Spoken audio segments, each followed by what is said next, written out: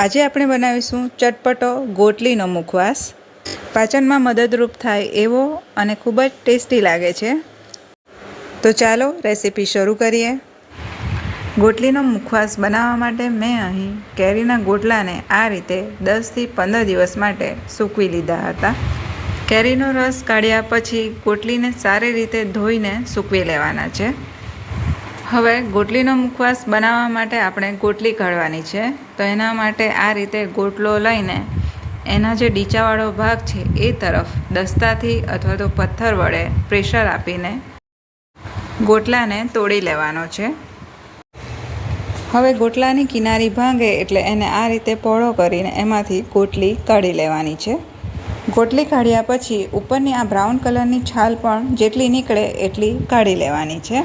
હવે આ રીતે મેં અહીં બધી ગોટલીને કાઢી લીધી છે। હવે ગોટલીને થોડું મસળીને ચોખ્ખા પાણીથી ધોઈ લેવાની છે। આ રીતે ધોવાથી ગોટલા ફોડતી વખતે જે ડસ્ટ લાગ્યો હોય એ નીકળી જશે અને ગોટલી એકદમ ચોખ્ખી થઈ જશે। આ ગોટલીનો મુખવાસ ચોમાસામાં પેટના રોગો માટે ખૂબ જ ફાયદાકારક છે। એટલે કેરી ખાધા પછી ગોટલાને ફેંકી ન દેતા એને સારી રીતે ધોઈને સૂકવી લેવાના છે। ગોટલીને ધોતી વખતે ઉપરની જે બ્રાઉન કલરની છાલ એ જેટલી નીકળે એટલી કાઢી લેવાની છે। નહીં નીકળે તો એ બફાશે ત્યારે ઓટોમેટિક નીકળી જશે। ગોટલીને ધોઈ લીધી છે એને હવે આપણે પાણીમાંથી કાઢી લેવાની છે। બધી ગોટલીને હવે પાણીમાંથી કાઢી લીધી છે। હવે બીજી તરફ મેં અહીં તપેલામાં પાણી ઉકાળી લીધું છે। ઉકળતા પાણીમાં આપણે ગોટલીને ઉમેરી દેવાની છે। હવે તપેલાને ઢાંકણ ઢાંકીને એને 15 થી 20 મિનિટ માટે બાફી લેવાની છે।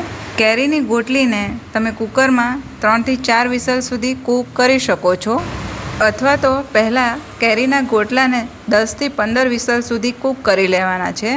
પછી એને દસ્તાથી ભાંગીને તમે ગોટલી કાઢી શકો છો। 15 થી 20 મિનિટ પછી ચેક કરતાં ચપ્પુ સરળતાથી ગોટલીમાં જાય છે, પણ ગોટલી હજી થોડી કડક છે, તો થોડી સોફ્ટ થાય ત્યાં સુધી એને કૂક કરીશું। ફરીથી ઢાંકણ ઢાંકીને ગોટલીને 15 થી 20 મિનિટ માટે બાફી લેવાની છે। 15 મિનિટ ફરીથી બાફી લીધી છે।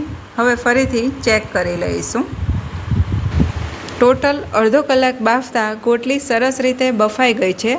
હવે એને આપણે પાણીમાંથી બહાર કાઢી લેવાની છે। ગોટલીને હવે પાણીમાંથી બહાર કાઢી લીધી છે। એને હવે એકદમ ઠંડી કરી લેવાની છે। અડધો કલાક પછી ગોટલી સરસ રીતે ઠંડી થઈ ગઈ છે। હવે આપણે એમાંથી મુખવાસ બનાવીશું। મુખવાસ બનાવવા માટે અહીં મેં મોટી છીણી લીધી છે।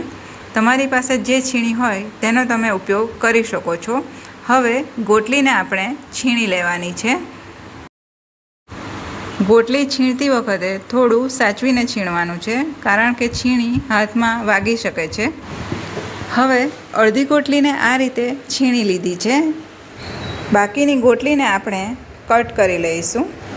હવે ગોટલીને આ રીતે ચપ્પુની મદદથી એકદમ પતલી પતલી સ્લાઇસમાં કટ કરી લેવાનું છે, અથવા તો તમે પોટેટો સ્લાઇસરથી પણ એને કટ કરી શકો છો। હવે ગોટલીને આ રીતે ચપ્પુની મદદથી એકદમ પતલી પતલી સ્લાઇસમાં કટ કરી લીધી છે। ગોટલીને હવે તડકે સૂકવી લેવાની છે, અને જો તડકો ન હોય તો એને પંખા નીચે સૂકવી શકાય છે। તડકામાં એ એક જ દિવસમાં સુકાઈને તૈયાર થઈ જાય છે, જ્યારે પંખા નીચે એને 2 દિવસ સૂકવવું જરૂરી છે। ગોટલી સૂકવતા પહેલાં એમાં થોડો સંચળ પાવડર ઉમેરી દેવાનો છે। આયુર્વેદ પ્રમાણે ગોટલી સ્વાદમાં તુરી હોય છે, એટલે એ થોડી વાયુવર્ધક હોય છે। જો એમાં સંચળ પાવડર ઉમેરવામાં આવે તો એનાથી વાયુ નથી થતો અને પાચન ક્રિયામાં પણ મદદ થાય છે। ગોટલીમાં હવે સંચળ પાવડર મિક્સ કરી દીધો છે। એને હવે આપણે તડકામાં સૂકવવા રાખી દઈશું। અહીં ગોટલીને મેં 1 દિવસ તડકામાં સૂકવી લીધી છે। ગોટલી સરસ રીતે સુકાઈ ગઈ છે। હવે ગોટલીને આ રીતે જ આપણે સ્ટોર કરી લેવાની છે, અને જ્યારે પણ ગોટલીનો મુખવાસ બનાવવાનો હોય ત્યારે આમાંથી થોડી લઈને એને ઘીમાં શેકી લેવાની છે। બધી ગોટલીને ઘીમાં શેકીને નથી રાખવાની। મુખવાસ બનાવવા માટે હવે એક કડાઈમાં 1 ચમચી જેટલું ઘી લેવાનું છે। હવે એમાં સૂકવેલી ગોટલીની છીણ ઉમેરી દેવાની છે। ઘીને 1-2 મિનિટ માટે છીણમાં સાંતળી લેવાની છે. ગોટલીને ઘીમાં સાંતળવાથી એમાં થોડો ઘણો જે ભેજ હોય એ નીકળી જાય અને ગોટલી ક્રિસ્પી થઈ જાય. ગોટલીની છીણને 1-2 મિનિટ માટે સાંતળી લીધી છે.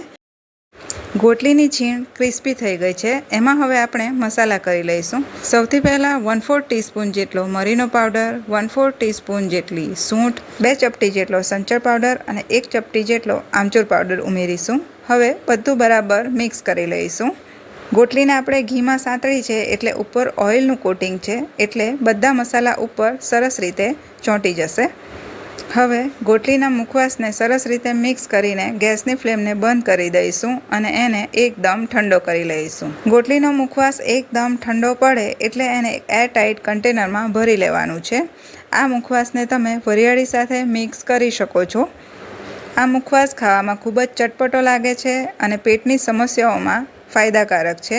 તો કેરીના ગોટલાને ફેંકી ન દેતા આ રીતનો મુખવાસ તમે પણ તૈયાર કરી શકો છો. રેસીપી પસંદ આવી હોય તો વિડીયોને લાઇક કરીને શેર કરવાનું ન ભૂલશો અને ચેનલ પર નવા હો તો ચેનલને જરૂરથી સબસ્ક્રાઈબ કરજો. ફરી મળીશું નવા વિડીયો સાથે. ત્યાં સુધી આપ સ્વસ્થ રહો અને મસ્ત રહો.